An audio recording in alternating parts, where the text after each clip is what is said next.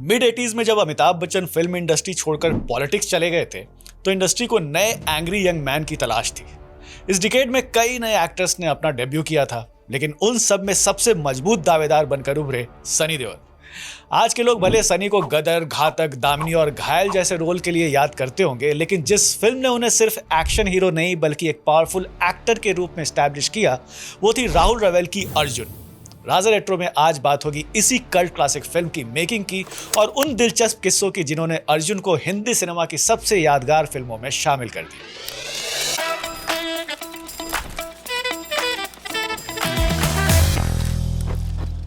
कहते हैं 70s में करप्शन, बेरोजगारी और गरीबी से परेशान जनता के अंदर जबरदस्त गुस्सा था। सलीम जावेद ने उसी गुस्से को जंजीर और दीवार के जरिए पर्दे पर उतारा और हिंदी सिनेमा को मिला उस दौर का एंग्री यंग मैन यानी अमिताभ बच्चन। लेकिन 80s के मिड तक देश के हालात कुछ खास बदले नहीं थे। पढ़े लिखे बेरोजगार नौजवान रोजगार ना मिलने की वजह से अक्सर क्राइम की दुनिया की तरफ मुड़ने लगते थे।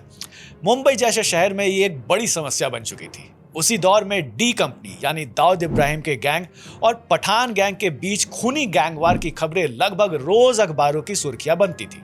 सबसे बड़ा कंसर्न ये था कि इन गैंग्स में शामिल होने वालों में कई पढ़े लिखे नौजवान भी थे। इन्हीं खबरों और समाज के बदलते माहौल ने जावेद अख्तर को एक ऐसी फिल्म लिखने के लिए इंस्पायर किया जो सिर्फ एक कहानी नहीं बल्कि उस दौर की हकीकत का आईना बन गई। उस फिल्म का नाम था अर्जुन। पर इस फिल्म की शुरुआत हुई कैसे? सनी देओल की पहली फिल्म थी बेताब, जिसे जावेद अख्तर नहीं लिखा था। जब बेताब की आखिरी शेड्यूल की शूटिंग हो रही थी तब सनी के बचपन के दोस्त करीम मोरानी और उनके भाई अली मोरानी और बंटी शोरमा ने मिलकर एक फिल्म बनाने का फैसला किया। इस फिल्म में हीरो सनी देओल होने वाले थे, कहानी जावेद अख्तर लिखने वाले थे और डायरेक्शन की जिम्मेदारी राहुल रवेल की थी। जावेद साहब ने जो पहले कहानी लिखी थी उसमें 2 हीरो की जरूरत थी। दूसरे हीरो के लिए पहले कुमार गौरव को अप्रोच किया गया, पर उन्होंने इंटरेस्ट दिखाया नहीं। उसके बाद ऋषि कपूर को साइन किया गया। म्यूजिक के लिए आर.डी. बर्मन को चुना गया। बर्मन दा एक दिन पोर्टुगीज सॉन्ग ममैया केरो मामा गुनगुना रहे थे। राहुल रवेल को यह ट्यून इतना पसंद आया कि उन्होंने इस गाने को फिल्म में इंक्लूड करने का फैसला किया। इस गाने की रिकॉर्डिंग भी हुई, लेकिन अफसोस जैसे जैसे स्क्रिप्ट अपने क्लाइमेक्स की तरफ पहुंची, मेकर्स को कहानी पर डाउट होने लगा। राहुल रवेल ने ऋषि कपूर को अपना कंसर्न बताया। ऋषि कपूर ने कहा कि अगर डाउट है तो फिल्म को बनाओ ही मत, और इस तरह वो फिल्म बंद हो गई। पर ऋषि कपूर ने भी राहुल रवेल से कहा कि जो भी नई स्क्रिप्ट पर फिल्म बनाओगे उसमें ये केरो मामा वाला गाना जरूर रखना, क्योंकि गाना बहुत अच्छा है। इवन प्रोड्यूसर्स को भी यही लगता था। अब मेकर्स के पास बस एक गाना है पर फिल्म की कहानी नहीं है। उसी बीच एक दिन राहुल रवेल जावेद अख्तर के साथ खंडाला गए। होटल में दोनों इसी बात को लेकर परेशान थे कि कहानी क्या लिखी जाए। उस वक्त जावेद अख्तर की नजर टेबल पर रखे न्यूज़पेपर पर पड़ी, जिसमें डी कंपनी और पठान गैंग की लड़ाई की खबर छपी हुई थी। इसके बाद जावेद अख्तर और राहुल रवेल पढ़े लिखे बेरोजगार नौजवानों की बढ़ती समस्या पर बातचीत करने लगे। बातचीत रात लगभग 10 बजे तक चलती रही। इसके बाद दोनों अपने अपने कमरे में चले गए सोने के लिए।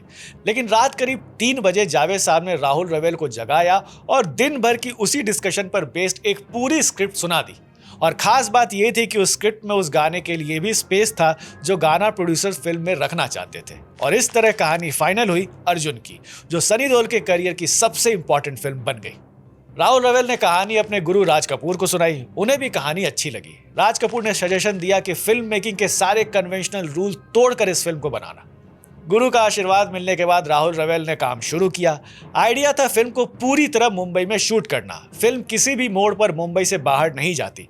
यहाँ तक कि रोमांटिक गाने भी जो आमतौर पर खूबसूरत आउटडोर लोकेशन पर शूट किए जाते थे, उसे भी मुंबई के हैंगिंग गार्डन में ही फिल्माया गया।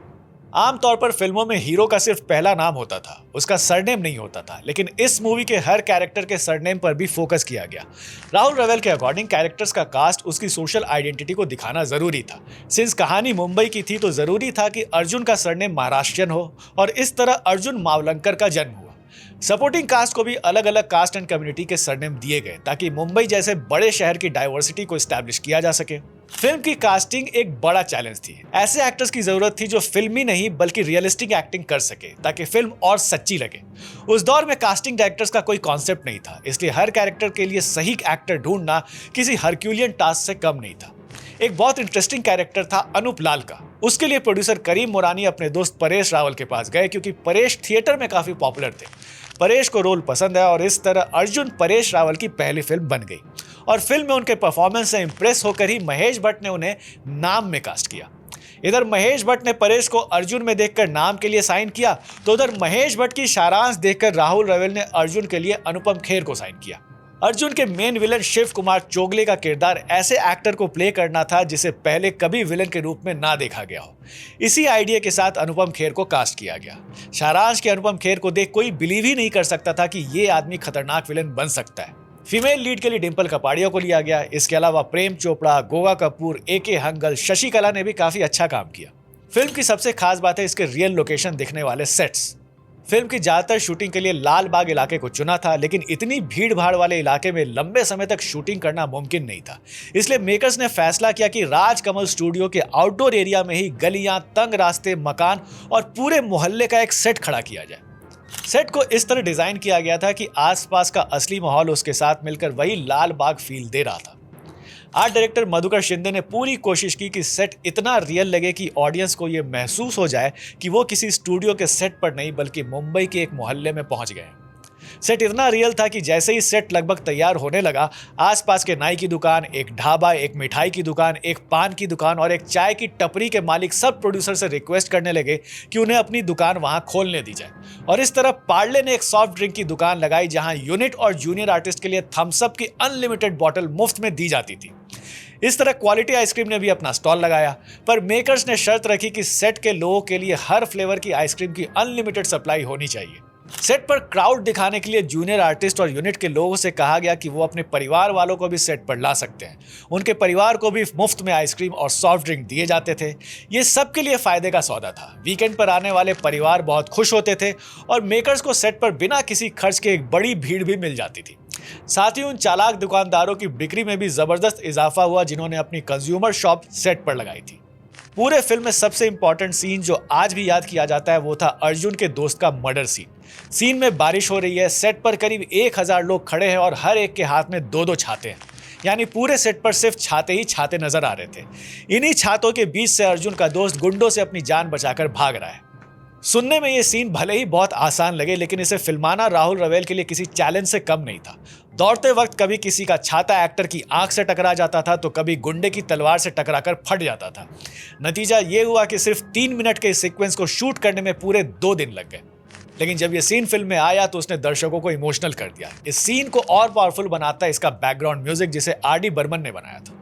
अर्जुन की मेंटल टेंशन को दिखाने के लिए राहुल रवेल ने एक यूनिक कैरम सीन क्रिएट किया था। स्क्रिप्ट में इस सीन की कोई डिटेल नहीं थी। राज कपूर की फिल्म मेकिंग से इंस्पायर होकर उन्होंने बिना डायलॉग्स के सिर्फ विजुअल और साउंड के जरिए अर्जुन के अंदर चल रहे तूफान को दिखाने का फैसला किया था। सनी देओल के कैरम खेलने के सीक्वेंस को 24 अलग अलग एंगल से शूट किया गया। बैकग्राउंड म्यूजिक बिल्कुल नहीं था, सिर्फ स्ट्राइकर के बोर्ड से टकराने की आवाज। एडिटिंग में इन शॉट्स को रैंडम तरीके से जोड़कर एक ऐसा सीक्वेंस तैयार किया गया जिसने अर्जुन की बेचैनी को दर्शकों तक बिना एक शब्द कहे पहुंचा दिया। इन सारे यूनिक एलिमेंट्स के साथ फिल्म 20 अप्रैल 1985 को रिलीज हुई। फिल्म लोगों को बहुत पसंद आई और उस साल की 7th हाईएस्ट ग्रॉसर बनी। राम गोपाल वर्मा ने एक बार कहा था कि अर्जुन ने ही उन्हें शिवा बनाने के लिए इंस्पायर किया था, जो कि उनकी पहली फिल्म थी। हालांकि फिल्म को कोई अवार्ड नहीं मिला। अर्जुन के बाद डकैत और फिर घायल ने सनी को एक एक्शन स्टार के रूप में एस्टैब्लिश कर दिया। तो ये थी कहानी अर्जुन के बनने की। आपको ये कहानी कैसी लगी हमें कमेंट बॉक्स में बताइएगा। नेक्स्ट वीक फिर आएंगे एक नई स्टोरी के साथ। तब तक के लिए goodbye and take very good care of yourself.